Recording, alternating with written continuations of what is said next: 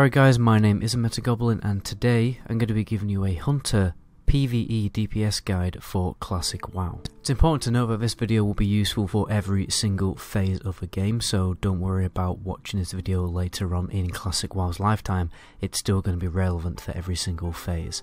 We're going to be covering a number of topics in this video.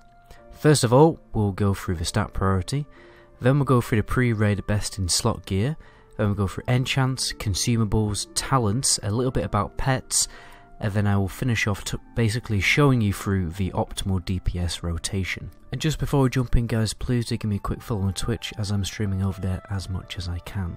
So the start priority is very straightforward. First of all, I would recommend getting an add-on which gives you detailed information about your stats. You can't access everything in the default UI of Classic WoW.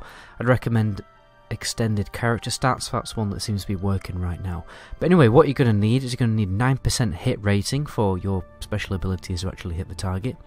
Then you want gear with agility with raw crit, okay, then raw crit pieces, and then you go for stamina and intellect. So basically what you're trying to do is trying to prioritize pieces with high agility but also that little cheeky raw crit chance on the top of it, like the icing on the cake. Rather than, you don't want to go for loads of pieces with the raw crit chance but, very low agility, because in the long run that is going to basically worsen your DPS. So let's move on to pre-base, consumables and enchants. So what I've done for you guys is I've made a really big Google Drive document. I've called it the Big Hunter Nuts and Bolt List. So what this has is it basically has all the essential information that you need, before you jump into your raid. If you scroll down, you will see all the pre-base gears here, the huge list for every single, item slot. Also, briefly telling you the location of where to actually obtain it. But if you click on the item here, it should be easier to see the links. But you just click onto the item there, and it will basically give you a link to the item on the Classic database, so you can find out where where it drops and everything like that. As you probably noticed, there's some die more pieces here. I do want this video to be relevant basically for the whole lifetime of Classic WoW. So obviously, if die more isn't out, you're playing phase 1 or 2, ignore the die more pieces. If you scroll further down, we also have our enchant list. So again, I've signified where the gear piece, the enchant is viable for phase 1 or phase 4, because obviously when more phases come out, we will have better enchants available to us through stuff like Nax, Remus and Zul'Gurub mainly. So yeah, there you go. Here we have the big consumable list. You'll notice that I have a little section here for ammo. Basically, there's an ammo in the game. It's called Doomshot. It drops from a boss in Lower Blackrock Spire. It's very difficult to farm because you're gonna have to farm it over and over again. But technically, that is the highest DPS arrow in the game, so that is just something to bear in mind. Also, we also have obviously thorium-headed arrow. If you're using a bow, right, what you can do is you can trade thorium shells. When you can basically make thorium shells of engineering, and you can trade them with NPCs, basically in Ironforge or Orgrimmar, to swap them for arrows. So there you go. Anyway, you got flasks here. Flasks aren't entirely essential, but because they are quite expensive, but they're there for you. Elixirs, food, and I've also included runes, a little bit of some DPS extra items here, and obviously world extras. These are like extra cheeky items that you can obtain in the world, which give you like slight buffs. And then obviously all your defensives are down there. And here are the talents. Let's move on to talents. Obviously, you will find this Google Drive document in the description of this video. When it comes to talents, you have three main options. The first option you're probably going to go for is when you're still struggling to get to that hit cap. So you're going to spec into sure-footed. But later on, when you do get your hit cap, naturally with your gear, you can probably spec out sure-footed and go for better DPS options. The second option I have for you is basically here, and it specs a little bit into Beast Mastery.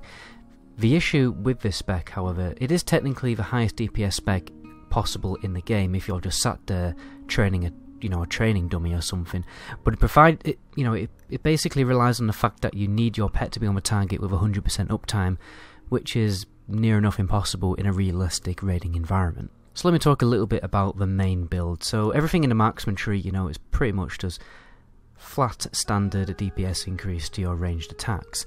Now, when you move into the survival tree, some people do not go for entrapment. Some people prefer to spec into deflection and savage strikes. I would recommend giving entrapment a go. It is my personal preference. At the end of the day, this is a utility option anyway. I really find this useful. What I do is I put a frost trap down when I'm dealing with Onyxia adds, and I just feel like it helps the mage's AoE down for the Onyxia whelping is a little bit easier. You will find a lot of really useful uses for the entrapment talent in my personal opinion, and it also procs off immolation and explosive trap as well, so that is another good perk. And obviously, you know, down here you're just getting sure-footed to increase your hit chance, but obviously if you have your hit chance, you know, your hit cap sorted, you do not need to spec into sure-footed. So what you can do is basically spec out of sure-footed, and what you want to do is spend the points on improved aspect of a hawk and improved hunter's mark, because that's obviously a flat, easy, straightforward DPS increase. You want to prioritize improved aspect of a hawk, and some people like to leave the build here because they like to keep survivalist and deterrence. At the end of the day, that's up to you. You can be, you know, it depends how big your balls are, really. You can sacrifice points in survivalist, basically to stack up improved hunter's mark for a, you know, just a slightly better DPS increase. And then, to be honest, you can take this point in survivalist and put it into entrapment, or you can put it into something else. So, spending on this last point, you know, it is up to you. You can finish off entrapment.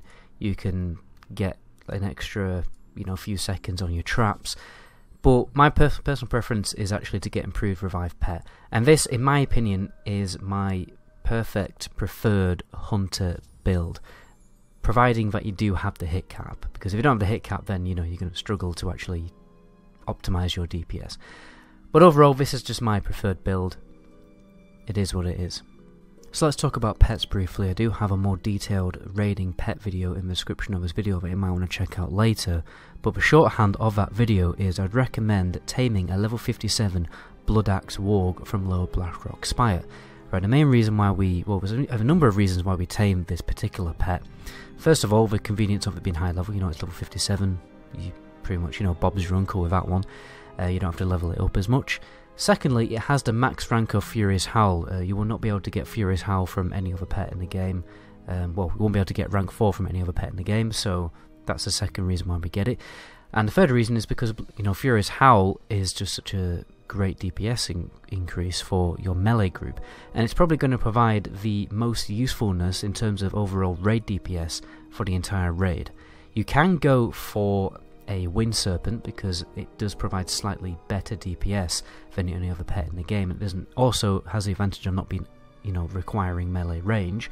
However, the issue with the Wind Serpent is you will get more DPS of it, especially when Zul'Gurub is released and you can tame the, you know, the Wind Serpents from Zul'Gurub and get rank 6 Lightning Breath, which will provide even more DPS. However, I just think this is more of a selfish option. Fair enough, you will appear higher on the DPS meters, but overall you provide less raid DPS. So I would only go for the Wind Serpent if your raid leader has decided not to put you in a melee group, which, by the way, he should, because you provide True Shot Aura and Furious Howl. You should put, you know, at least one hunter into the melee group, if not each hunter into the melee groups. But for some reason, if your raid leader is not putting a hunter in, you know, you personally as a hunter, not in a melee group, and you're in a range group, then fair enough, you know, go for the Wind Serpent. So the last thing to talk about when it comes to pets is beast training. What you want to pour your training points into is basically greater stamina, at least I think, yeah, it's called Great Stamina rank 10. It's going to increase your pet's health by about 400. The second thing you're going to need is most likely going to be fire resistance. However, that might, you know, it may change depending on what content you're clearing. I would say most of the time it's going to be fire resistance. You know, you're going to need that for Molten Core, Onyxia's Lair, Blackwing Lair, you know, all the big raids. And then you might want to shift it to a different resistance, you know, if you know for a fact a certain boss or a certain raid that you're dealing with does a lot of nature damage or shadow damage or frost damage. The reason why we don't go for armor is simply because your pet isn't going to be tanking the boss, is he? So you basically don't need armor. If you're wondering how training points work on a pet, it's very simple. It's calculated based on the pet's current level and the pet's loyalty level. So a level 60 wolf, like this one I've got here, with a loyalty rating of 6, basically your best mate, he will have 300 training points, and that's basically the maximum amount of training points that you can have. So obviously use them wisely on great stamina and fire resistance. Let me talk you through the optimal DPS rotation for the hunter. So the main principle revolves around not clipping your auto shots. So your auto shots do a lot of damage, and every time you are available to do an auto shot, you want that to happen. Okay, but the issue is that obviously when you're casting an aim shot, you will stop casting auto shots. So what you try to do is perfectly time your aim shot in between your auto shots so that you don't stop yourself from doing an auto shot. This means that you're going to need an auto shot timer like you can see on the screen right now. I will leave a link for this add-on in the description.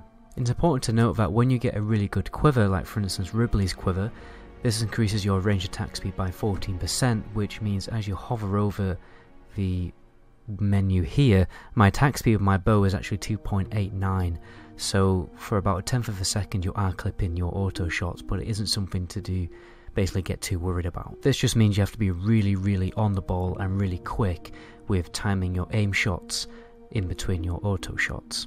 So let me give you a quick demonstration of this principle right now. This won't be the full-on rotation, just want to basically show you how you time in your aim shots. So if I start doing an auto shot, I'm going to wait for that to happen, and then I'm going to basically cast the aim shot straight after the auto shot. And let me show you one more time. So it's straight after the auto shot, bang, and I press that, and as you can see an auto shot occurs straight after the aim shot goes in. One more time. As you can see, I got like a tiny bit of time where the auto shot is clipped. That's just because of my attack speed. See, there is another spell that you are going to use in your rotation, and that is multi-shot. Even though this is an AoE ability, it does increase your single target damage. What you want to do is you want to use this straight after the auto shot that occurs after the aim shot. So let me talk you through this. So again, auto shot into an aim shot, then let the auto shot happen, and then sneakily fit in the multi-shot between your next auto shot, and then I'm going back to aim shot. And then the timing gets a little bit iffy, it gets a bit ski-whiff, but you basically have to fit in your multi-shot between the auto shots. And let's do it one more time. So aim shot straight after the auto shot, and then I'm going to fit in multi-shot when the white bar is, going inwards. And that is basically, you're basically using your multi-shot in between your auto shots. And that is pretty much the bread and butter of the rotation. Apart from this, obviously always remember to put aspect of a hawk up, get true shot aura up, and debuff a target with Hunter's Mark. Obviously, another important thing to note, as you can see, I've got Furious Howl on me right now. It's important to know that Furious Howl is actually only 15 yards range. Right now, my character is in relation to where my target is and the pet is, that this is like the maximum range I can stand at and still benefit from Furious Howl. Obviously, try and get into this kind of window as often as you can, this area. I'll zoom out so you can kind of see it, but in an ideal world you really, you cannot always rely on the fact that you can be in this perfect sweet spot. So a lot of the time you basically won't be able to benefit from Furious Howl. But apart from this, obviously set up pet, follow and attack macros to make sure your pet doesn't die as much. And the last thing to quickly mention is rapid fire. So I'm going to pop rapid fire now. I mean, basically, obviously it makes the rotation harder for you to perfect, but you shouldn't really be that bothered about it. A lot of people say that it's better to not use aim shot, but it actually increases the cast time of aim shot.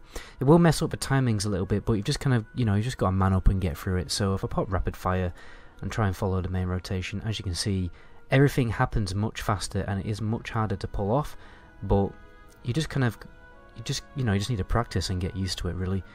You still apply the same principles, only use aim shot straight after an auto shot, squeeze in a multi-shot in between the auto shots, and, it's Bob's your uncle. Anyway guys, that's pretty much where I'm going to end the video there. If you haven't already, you might want to check out my top 10 hunter tips and tricks video, and also my top 5 advanced hunter tips and tricks video. You'll find them, I'll probably put them in the description if I remember, but they are, on my channel. Anyway, my name is Metagoblin, until my next video, ciao.